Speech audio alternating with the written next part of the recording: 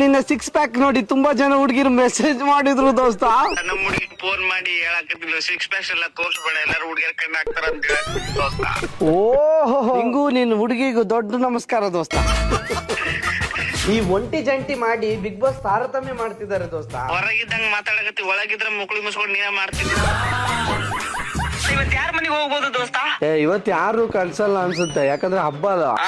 ಬಂದ್ಬಿಡು ನಿಮ್ಮ ಅತ್ತಿ ಮನಿ ಏನದ ಬಿಗ್ ಬಾಸ್ ಮನಿ ದೋಸ್ತ.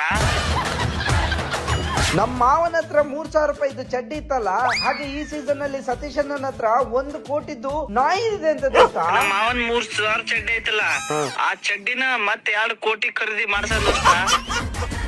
ನಮ್ಮ ಮಾವ ಯಾವಾಗಿದ್ರು ಟಾಪ್ ಅಲ್ಲಿ ಇರ್ಬೇಕು ದೋಸ್ತ. ದೋಸ್ತ, ಇವತ್ತು ವಾರದ ಮೊದಲನೇ ಪಂಚಾಯಿತಿ ನಮ್ ಕಿಚ್ಚ ಸರ್ ಬರ್ತಿದ್ದಾರೆ ದೋಸ್ತ. ಹೌದು ದೋಸ್ತ, ಇವಾಗ ಸುದೀಪ್ ಸರ್ ಬರ್ತಾರ. ನಾವ್ ಅಲ್ಲಿದ್ದ ಹೆಂಗ ಸರ್ ಬರ್ತಾರ ಸ್ವಿಚ್ ಆಫ್ ಹಾಕಿದ್ ನೋಡು, ಹಂಗ ಹೊರಗು ಸ್ವಿಚ್ ಆಫ್ ಆಗ್ಬಿಡಣ. ಹೌದು ದೋಸ್ತ, ಹೌದು ದೋಸ್ತ, ಸುಮ್ನೆ ಇದ್ಬಿಡೋನು. ಯಾಕಂದ್ರ ಶನಿವಾರ ರವಿವಾರ ಸುದೀಪ್ ಸರ್ ಬರ್ತಾರ. ಏನ್ ಆ ಸುದ್ದಿ ತೆಗೆದ್ ಬೇಡ. ಮಂಗಳವಾರ ಬರೋದು. 2 ದಿನ ನಮ್ಮ ಮುಕ್ಕಳಿ ಮುಚ್ಕೊಂಡಿರ್ಬೇಕು ದೋಸ್ತ. ಅಯ್ಯೋ ದೋಸ್ತ, ಮುಕ್ಕಳಿ ಹೊಡಿತೀರ ದೋಸ್ತ.